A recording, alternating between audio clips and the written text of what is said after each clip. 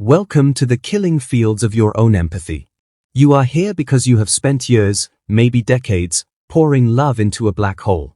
You were raised to believe that kindness is a currency, that if you pay enough of it, you will eventually buy peace, love, and respect. You believed that if you just explained yourself calmly, if you just forgave one more time, if you just loved them harder, the monster would turn back into a prince. But I am here to deliver a brutal reality check. In the world of narcissism, your kindness is not a currency, it is blood in the water. And you are swimming with a shark that never sleeps. We need to talk about nice. Society tells you that being nice is a virtue. It tells you to turn the other cheek. But when you are dealing with a pathological narcissist, being nice is not a virtue, it is a death sentence. It is psychological suicide. Every time you smile when you want to scream, every time you apologize for something you didn't do, every time you offer understanding to someone who is deliberately misunderstanding you, you are killing a part of your soul. You are handing them the knife and pointing to exactly where it will hurt the most. The haunting question you ask yourself at 3 a.m. is, why didn't my love fix them? You look at your own capacity for forgiveness and wonder why it wasn't enough. You think, maybe I wasn't patient enough. Maybe I was too demanding. This is the gaslighting taking root in your own mind. The truth is terrifyingly simple. Your love didn't fix them because they didn't want to be fixed. They wanted to be fed. And your kindness was the most delicious, high-calorie supply they ever tasted. You weren't a partner, you were a buffet. You are watching this because you are exhausted. You are spiritually bankrupt. You have given everything. Your time, your money, your sanity, your body, and in return, you have received contempt. The narcissist looks at your kindness and they do not see love. They see weakness. They see a target. They see a sucker. While you were playing by the rules of humanity, they were playing by the rules of war. And you cannot win a war if you don't even know you are on a battlefield. This video is going to be the funeral for your nice girl or nice guy persona. We are going to bury that version of you today. Because that version of you cannot survive the predator you are dealing with. We are going to expose why your empathy is being weaponized against you. We are going to reveal why the narcissist actually hates you for being nice to them. Yes, you heard that right. They despise your goodness because it reminds them of the light they murdered inside themselves long ago. We are going to introduce the countermove. This is the strategy that terrifies the narcissist more than your anger, more than your tears, and more than your leaving. It is a psychological shift so profound that it rewrites the script of the entire relationship. When you stop being nice and start being real, the dynamic shatters. The narcissist relies on your compliance. They rely on your predictability. We are going to teach you how to become unpredictable, unmanageable, and unbreakable. You might be afraid that if you stop being nice, you will become like them. This is a lie planted by the abuser. Protecting yourself is not abuse. Setting a boundary is not cruelty. Withholding supply is not punishment, it is self-preservation. You are not becoming a monster, you are becoming a warrior. A warrior knows when to sheath the sword and when to strike. Up until now, you have been walking onto the battlefield holding a bouquet of flowers. That ends now. We are going to dissect the please and appease trauma response. Many of you are nice not because you want to be, but because you are terrified. You learned early on, perhaps in childhood, that being good was the only way to stay safe. The narcissist smelled this fear on you the moment they met you. They knew that if they raised their voice, you would shrink. They knew that if they gave you the silent treatment, you would beg. Your niceness is a trauma bond, and we are going to break the chain. The narcissist is banking on your guilt. They know that you hold yourself to a high moral standard. They know that you stay awake at night worrying if you are a bad person. They exploit this. They provoke you into a reaction, and then when you finally snap, they point the finger and say, "Look how crazy you are." By being nice to avoid this label, you are engaging in a slow-motion surrender of your reality. You are letting them define who you are. Prepare yourself. We are about to step into the dark psychology of power dynamics. We are going to look at the relationship through the cold, hard lens of the predator. By the end of this video, you will understand that the most loving thing you can do for yourself, and honestly, the only thing that will earn their respect, or at least their fear, is to kill the nice version of you. Let's learn the countermove. To understand why kindness is suicide, you must understand how the narcissist perceives empathy. To you, empathy is connection. To them, empathy is an open gate in a fortress wall. It is a vulnerability. When you show understanding for their bad behavior, you are not building intimacy, you are signaling that you have no boundaries. You are telling them, I will tolerate this. The narcissist translates your I forgive you into I am weak, please abuse me again. They do not respect your mercy, they exploit it. They view your compassion as a defect in your programming. We must discuss narcissistic contempt. Deep down, the narcissist hates themselves. They are filled with shame. When you are nice to them, when you love them despite their flaws, they subconsciously think, there must be something wrong with this person if they love a piece of trash like me. Your love devalues you in their eyes. It is a twisted paradox. The more you love them, the less they respect you. They can only respect someone who abuses them or ignores them, like their original abuser. By being nice, you place yourself in the category of subordinate. They use your kindness as permissive supply. Every time you rescue them from a crisis they created, every time you pay their debts, every time you lie to cover up their mistakes, you are enabling their pathology. You are the cushion that stops them from hitting rock bottom. By being nice, you are interfering with the natural laws of cause and effect.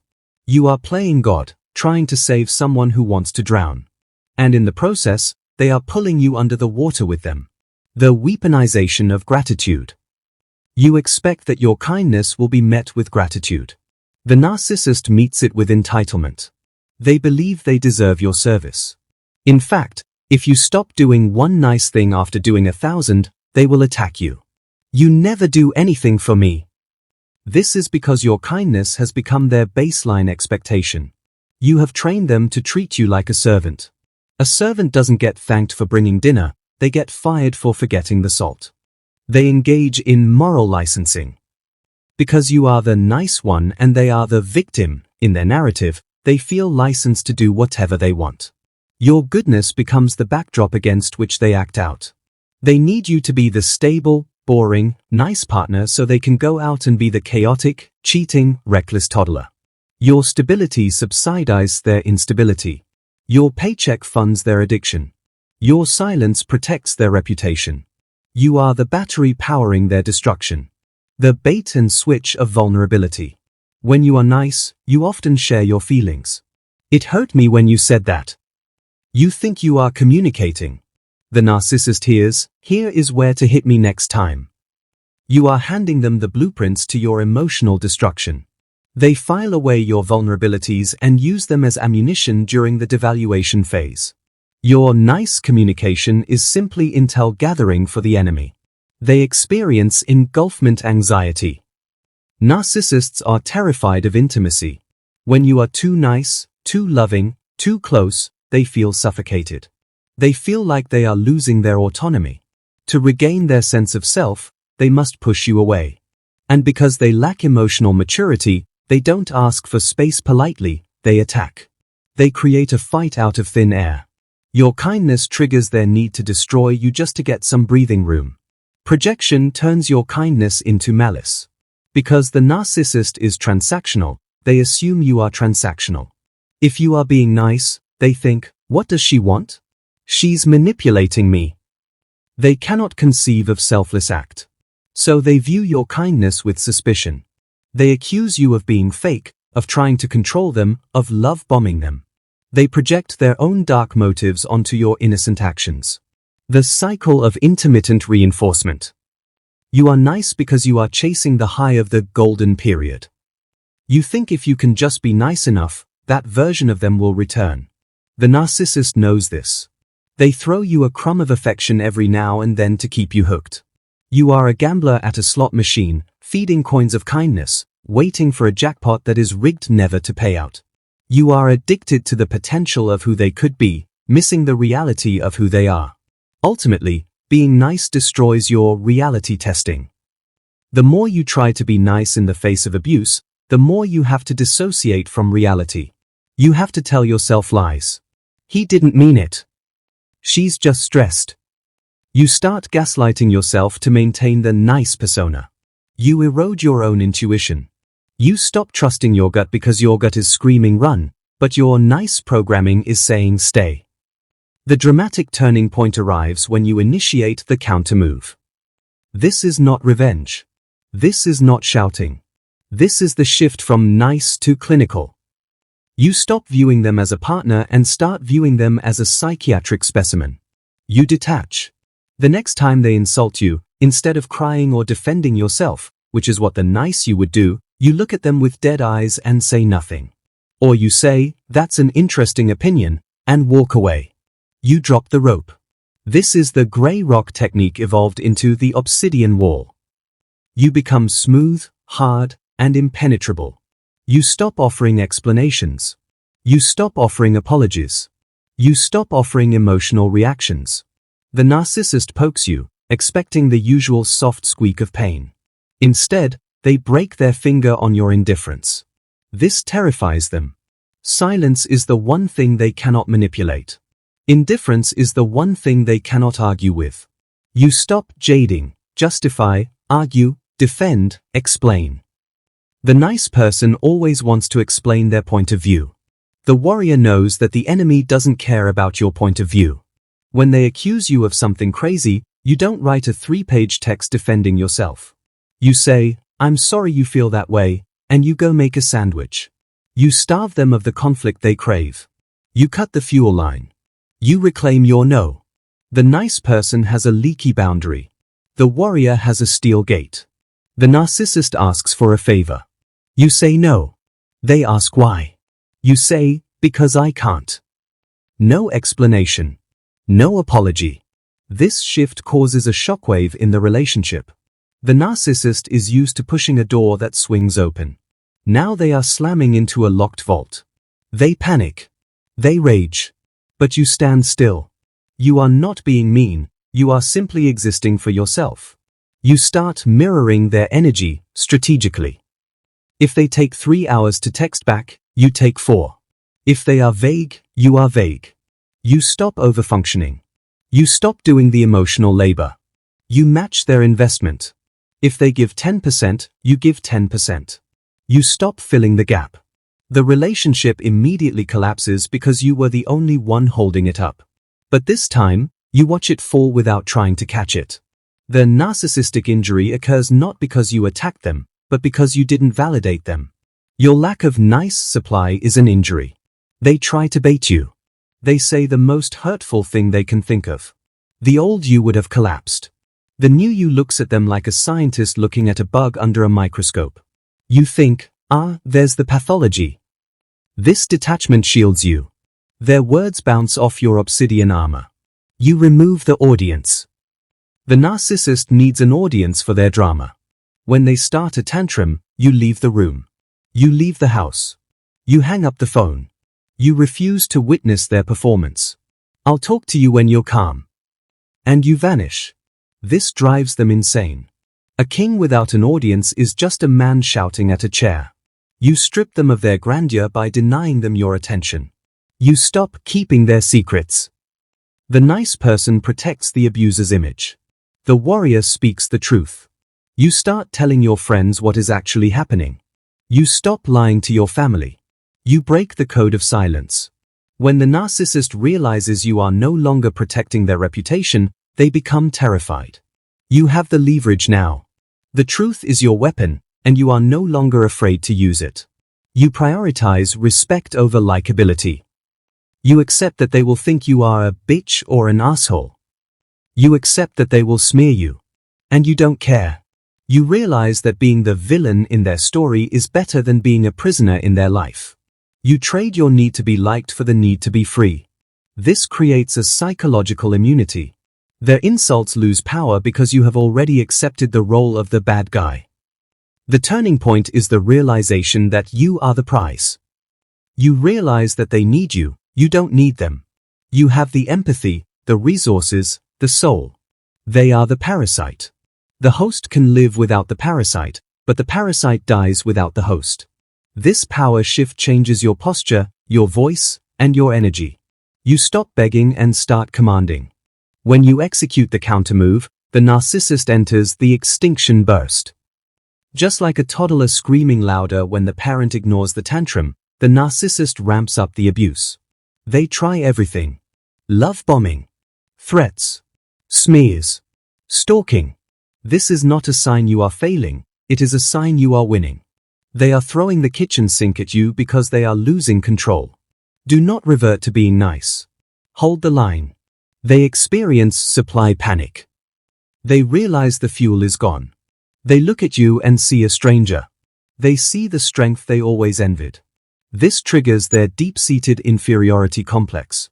They start to fear you. Yes, the predator fears the prey that fights back. They fear exposure. They fear your indifference. They realize their manipulation tactics, which worked for years, are obsolete. They attempt to replace you rapidly. Because they cannot tolerate the void you created, they rush to find a new source of supply. They might cheat openly or discard you abruptly. Do not be hurt. This is a desperate attempt to make you jealous, to drag you back into the pick-me dance. It proves they are empty. Let them go. They are someone else's problem now. The smear campaign intensifies. They tell everyone you went crazy. They tell everyone you are the abuser. This is the consequence of stopping the nice act. Accept it. The people who believe them are not your people. The truth has a way of coming out eventually. Do not break no contact to defend yourself. Your silence is louder than their lies. You experience withdrawal. Stopping being nice feels wrong at first. You feel guilty. You feel mean. Your trauma programming screams at you to fix it. This is the hardest part. You have to sit with the discomfort of not being the good girl guy. You have to self-soothe. Remind yourself, I am not being mean, I am being safe. The fog lifts. As you stop absorbing their poison, your brain starts to heal. The cognitive dissonance fades. You see them clearly for the first time, not as a powerful wizard, but as a sad, manipulative clown. The fear evaporates. You wonder why you were ever afraid of this person. You realize their power was entirely borrowed from your compliance. The narcissist attempts a checkmate. They might try to use money, kids, or legal threats to force you back into submission. This is the final boss battle. You must stay in your lethal energy. Document everything. Get a lawyer. Do not negotiate with terrorists. The nice you would have folded. The warrior you fights fire with fire, legally and strategically. They eventually collapse or flee. When a narcissist realizes a target is truly hardened, they often flee. It takes too much energy to try to crack a safe that is welded shut. They move on to easier prey. They discard you because you are no longer useful. This discard is your liberation. It is the trash taking itself out. You reclaim your resources. The energy you used to spend on managing their emotions is now available for you. You start sleeping better. You start looking better. Your career improves. You realize how much they were draining you. You start to bloom in the space they left behind. Ultimately, the narcissist is left with their own reflection. Without you to project their shame onto, they have to carry it. They are left alone with their demons. You didn't destroy them, you simply stepped out of the way and let them fall into the hole they dug for you. So, what is the final truth you must carry with you? It is this: your kindness is a precious gift, but it must be earned. You do not throw pearls before swine. You do not give the best parts of yourself to people who cannot distinguish between a diamond and a piece of glass. Saving your kindness for people who respect you is the ultimate act of self-love. You must redefine what it means to be a good person. Being a good person does not mean being a doormat. It does not mean having no boundaries. A good person protects the innocent, and that includes protecting the innocent child inside of you. Sometimes, the most spiritual thing you can do is tell a devil to get out of your house. The countermove is not just a strategy, it is a lifestyle. It is the realization that you teach people how to treat you. By stopping the nice act, you taught the narcissist that you are not to be trifled with. You taught yourself that you are worth defending. You broke the generational curse of compliance. Do not regret the love you gave. It was real because it came from you. but realize that the vessel you poured it into was broken. You cannot fill a cup that has no bottom. Stop pouring. Put the pitcher down. Drink the water yourself. You are thirsty. The narcissist will go on to repeat this cycle with someone else. Do not warn the new supply. Do not look back. They are trapped in a loop of their own misery. You have escaped the labyrinth. Do not walk back in to save the Minotaur. Being lethal means being alive. It means being vibrant, fiercely protective of your peace, and unapologetic about your needs. It means looking the world in the eye and saying, I am here, and I matter. It is the death of the victim and the birth of the hero. You survived the psychological warfare. You possess secret knowledge now. You can spot a predator from a mile away. Your scars are not signs of damage, they are stripes of a tiger. You earned them in the jungle. Wear them with pride. Stand in your power today. Feel the ground beneath your feet. You are solid. You are real. You are no longer a whisper, you are a roar. The narcissist hates your roar because it reminds them that they are small. Let them hate it. Roar anyway. The next time you are tempted to be nice to someone who is hurting you, remember this moment. Remember the suicide of the soul. And choose life. Choose the no. Choose the boundary. Choose yourself. Stop being nice. Start being free. The cage door is open. Walk out.